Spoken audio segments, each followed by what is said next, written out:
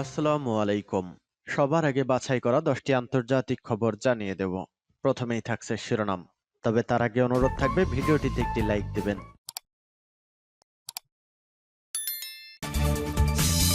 জানিয়ে দিব এই মুহূর্তে পাওয়া সর্বশেষ গুরুত্বপূর্ণ আপডেট। আন্তর্জাতিক সংবাদ। আক্রমণকারী দুটি ড্রোন ভূপাতিত করার দাবি রাশিয়ার। এরপর জানিয়ে দিব প্রতিরক্ষা শিল্প দিবস উপলক্ষে অত্যাধুনিক ড্রোন মহাজের 10 উন্মোচন করলেন প্রেসিডেন্ট রাইসি।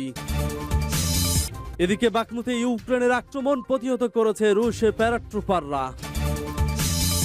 আরো জানিয়ে দিব ইসরায়েলি অভিযানে ফিলিস্তিনি কিশোরকে হত্যা, গ্রেপ্তার 2।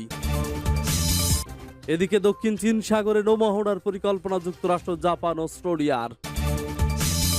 সর্বশেষ জানিয়ে দিব ইরানের প্রেসিডেন্টের সঙ্গে মোদির বৈঠক। শুনছিলেন সংবাদ শিরোনাম, এখন বিস্তারিত। তবে তার আগে অনুরোধ থাকবে ভিডিওটিতে একটি লাইক এবং কমেন্টস করে জানিয়ে দিন এই ভিডিও সম্পর্কে আপনার মূল্যবান মতামত। আক্রমণকারী দুটি ড্রোন ভূপাতিত করার দাবি রাশিয়ার। ইউক্রেনে দুটি আক্রমণকারী ড্রোন ভূপাতিত করেছে রাশিয়া। মঙ্গলবার রাশিয়ার বিমান প্রতিরক্ষা ব্যবস্থা মস্কো অঞ্চলে এই ড্রোনগুলো গুলি করে ভূপাতিত করেছে বলে জানিয়েছেন নগরীর মেয়র সের্গেই সোবিয়ানিন। তিনি জানিয়েছেন এয়ার ডিফেন্স ক্রাসনোগোরস্ক ও চেস্টি এলাকায় দুটি আক্রমণকারী ড্রোন গুলি করে ভূপাতিত করা হয়েছে। তবে তিনি ক্ষয়ক্ষতি বা হতাহতের বিষয়ে বিস্তারিত জানাননি। খবর এএফপির। রুশ প্রতিরক্ষা মন্ত্রণালয়ও জানিয়েছে মস্কো অঞ্চলে দুটি ইউক্রেনীয় ড্রোন ভূপাতিত করা হয়েছে। এতে হতাহতের কোনো ঘটনা ঘটেনি। এদিকে রাশিয়ার মধ্যে ঢুকে দূরপাল্লার একটি সুপারসনিক বোমারু বিমান ধ্বংস করে দিয়েছে ইউক্রেন। তাদের ড্রোনের হামলায় রুশ বিমান ঘাঁটিতে থাকা সুপারসনিক বোমারু বিমান ধ্বংস হয়েছে। সোমবার রাতে সামাজিক যোগাযোগ মাধ্যমে পোস্ট করে একটি ছবিতে দেখা গেছে রাশিয়ার সেন্ট পিটার্সবার্গের দক্ষিণে সোলটুসি-2 বিমান ঘাঁটিতে একটি সুপারসনিক বোমারু বিমানে আগুন জ্বলছে। খবর বিবিসির। প্রতিবেদনে বলা হয়েছে ছোট্ট একটি ড্রোনের আঘাতেই পুরো বিমানটি ধ্বংস হয়ে গেছে। তবে এ বিষয়ে ইউক্রেন কর্তৃপক্ষের কোনো মন্তব্য পাওয়া যায়নি। টিউ-22 সুপারসনিক বম্বার শব্দের চেয়েও দ্বিগুণ গতিতে ছুটতে পারে। ইউক্রেনের শহরগুলোতে আক্রমণ করার জন্য এই বিমানটিকে ব্যাপকভাবে ব্যবহার করছে রাশিয়া। অত্যাধুনিক ড্রোন মহাজের 10 উন্মোচন করলেন প্রেসিডেন্ট রাইসি প্রতিরক্ষা শিল্প দিবস উপলক্ষে। ইরানের প্রতিরক্ষা শিল্পের সর্বশেষ উদ্ভাবনী মহাজের 10 নামের ড্রোন উন্মোচন করা হলো আজ। ফার্সি 31শে মরদৌত প্রতিরক্ষা শিল্প দিবস উপলক্ষে ওই ড্রোন উন্মোচন করেন ইরানের প্রেসিডেন্ট ইব্রাহিম রাইসি। জনাব রাইসি আজ প্রতিরক্ষা শিল্প দিবস উপলক্ষে আয়োজিত সর্বশেষ উদ্ভাবনীর প্রদর্শনী দেখতে যান। সেখানে মহাজের 10 ড্রোন উন্মোচন করেন তিনি। এই ড্রোন 7000 মিটার উচ্চতায় 24 ঘন্টা উঠতে সক্ষম। এই ড্রোনের সর্বনিম্ন রেঞ্জে 2000 কিলোমিটার। প্রতিরক্ষা শিল্প প্রদর্শনীর বিভিন্ন বিভাগ পরিদর্শন করেন প্রেসিডেন্ট রাইসি। প্রদর্শনীতে বিচিত্র অর্জন দেখে ওই প্রচেষ্টার প্রশংসা করেন তিনি এসব অর্জনকে কর্তৃত্ব ও গর্বের উৎস হিসেবে বর্ণনা করেন। জাতীয় কর্তৃত্ব ও ক্ষমতাধর একটি গুরুত্বপূর্ণ উপাদান হলো নয়া সামরিক সরঞ্জাম উদ্ভাবনী ও উৎপাদনের ক্ষমতা। সে গুরুত্বপূর্ণ কাজটি ইরানের সশস্ত্র বাহিনী। এই ড্রোন 7000 মিটার উচ্চতায় 24 ঘন্টা উঠতে সক্ষম। এই ড্রোনের সর্বনিম্ন রেঞ্জ 2000 কিলোমিটার। প্রতিরক্ষা শিল্প প্রদর্শনীর বিভিন্ন বিভাগ পরিদর্শন করেন প্রেসিডেন্ট রাইসি। প্রদর্শনীতে বিচিত্র অর্জন দেখে ওই প্রচেষ্টার প্রশংসা করেন তিনি এসব অর্জনকে কর্তৃত্ব ও গর্বের উৎস হিসেবে বর্ণনা করে বলেন, জাতীয় কর্তৃত্ব ও ক্ষমতার একটি গুরুত্বপূর্ণ উপাদান হলো নয়া সামরিক সরঞ্জাম উদ্ভাবনী ও উৎপাদনের ক্ষমতা। সেই গুরুত্বপূর্ণ কাজটি ইরানের সশস্ত্র বাহিনীর সহায়তায় দক্ষতার সাথে সামঞ্জস্য সম্পন্ন করেছে প্রতিরক্ষা মনিগান্ত্রোস। রাইসি মহাজের 6 ড্রোনের আপগ্রেড সংস্করণ মহাজের 10 ড্রোনের উন্মোচনকে তরুণ ইরানি বৈজ্ঞানিকদের সৃজনশীলতা এবং উদ্যোগের ফল বলে মন্তব্য করেন। 450 লিটার জ্বালানি ক্ষমতা সম্পন্ন এই ড্রোন 300 কেজি ওজন বহন করতে পারে। ইলেকট্রনিক যুদ্ধ ও গোয়েন্দা সরঞ্জামাদি বহনে সক্ষম এই ড্রোনের গতি ঘন্টায় 210 কিলোমিটার। এছাড়া সব ধরনের গোলাবারুদ, বোমা, হ্যান্ড গ্রেনেড ইত্যাদি বহন করারও ক্ষমতা রাখে মহাজের 10। সূত্র পার্স টুডে।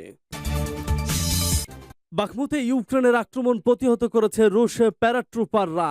রাশিয়ার প্রতিরক্ষা মন্ত্রণালয় এক বিবৃতিতে বলেছে, রাশিয়ার প্যারাট্রুপাররা আর্টিমোভস্ক শহরের পশ্চিম উপকণ্ঠে ইউক্রেনের আক্রমণ প্রতিহত করেছে। প্যারাট্রুপাররা আর্টিমোভস্কের পশ্চিম উপকণ্ঠে ইউক্রেনীয় বাহিনীর আক্রমণ প্রতিহত করেছে। রাশিয়ান এয়ারবোর্ন ট্রুপসের ড্রোন অপারেটররা আমাদের অবস্থানের দিকে বেশ কয়েকটি ইউক্রেনীয় পদাতিক গোষ্ঠীর গতিবিধি শনাক্ত করেছে। শত্রুকে একটি নির্দিষ্ট পয়েন্টে পৌঁছাতে এবং কয়েকটি জঙ্গল এলাকা দখল করার সুযোগ দিয়ে প্যারাট্রুপাররা হাতে ধরা অ্যান্টি ট্যাঙ্ক গ্রেনেড লঞ্চার ব্যবহার করে এগিয়ে থাকা ইউক্রেনীয় ইউনিটের ওপর গুলি চালায়। বিবৃতিতে বলা হয়েছে, প্রতিরক্ষা মন্ত্রণালয়ের মতে বেঁচে থাকা জঙ্গিদের একটি AGS-17 প্লামা স্বয়ংক্রিয় গ্রেনেড লঞ্চার এবং একটি 12.7 মিমি কর্ড মেশিনগান দিয়ে লক্ষ্যবস্তু করা হয়েছিল।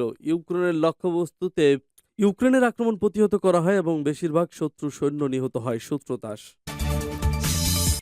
ইসরায়েলি অভিযানে ফিলিস্তিনি কিশোরকে হত্যা, গ্রেপ্তার 2।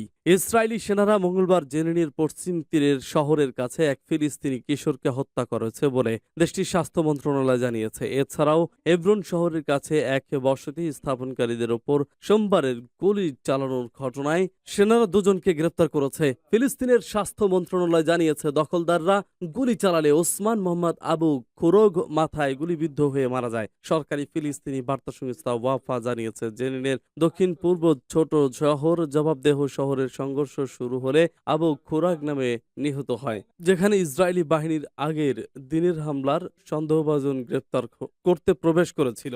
ইসরায়েলি সেনাবাহিনী বলছে, সেনাদের দিকে বিস্ফোরক যন্ত্র নিক্ষেপ করার পর তারা গুলি চালায়। এ সময় একজন নিহতকে চিহ্নিত করা হয় বলে বিবৃতিতে জানানো হয়েছে। ইসরায়েলি সেনারা নিয়মিত জেনিনের মতো এলাকায় আগ্রাসন চালায়, যেগুলো নামমাত্র প্রেসিডেন্ট মাহমুদ আব্বাসের ফিলিস্তিনি কর্তৃপক্ষের সেনাবাহিনী ও নিরাপত্তার অভিযানের অধীনে জুলাই মাসে সেনা নির্বাহী জেনিন শরণার্থী পুলিশ শিবিরের বছরের মধ্যে সবচেয়ে বড় অভিযান চালায়, যেখানে যোদ্ধা শিশু সহ 12 ফিলিস্তিনি নিহত হয়েছিল।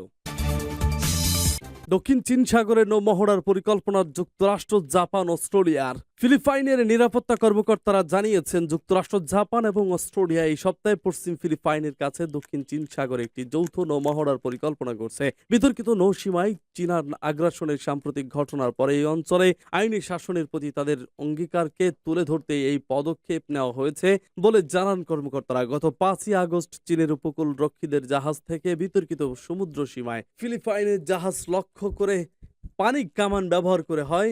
এখানে চলমান বিবাদ ও দীর্ঘদিন ধরেই সংঘাত সৃষ্টির সম্ভাব্য কারণ হিসেবে বিবেচনা করা হয়েছে, আর এটা এই অঞ্চলে যুক্তরাষ্ট্র ও চীনের দ্বন্দ্বের সম্মুখ রেখায় পরিণত হয়েছে। এই মহড়ায় 3টি বিমান ও হেলিকপ্টারবাহী রণতরী একত্রে সাগর যাত্রা করবে, শক্তি প্রদর্শন করবে এবং যৌথ অনুশীলনে অংশ নেবে। ফিলিপাইনের 2 নিরাপত্তা কর্মকর্তা জানিয়েছেন, মহড়া ও পৌর জাহাজ থেকে কমান্ডাররা ম্যানিলায় তাদের ফিলিপিনো সমকক্ষদের সাথে বৈঠক করবেন। ইরানের প্রেসিডেন্টের সঙ্গে মোদির বৈঠক। ইরানের প্রেসিডেন্ট সাইদ ইব্রাহিম রাইসির সঙ্গে আলাপ করে দেশটির চাবাহার বন্দরের পূর্ণ সম্ভাবনা নিয়ে আলোচনা করেছেন ভারতের প্রধানমন্ত্রী নরেন্দ্র মোদী। সামাজিক যোগাযোগ মাধ্যমে এক্সে শনিবার এই কথা জানান তিনি। মোদী বলেছেন, ইরানের প্রেসিডেন্ট ডক্টর সাইদ ইব্রাহিম রাইসির সঙ্গে আলাপ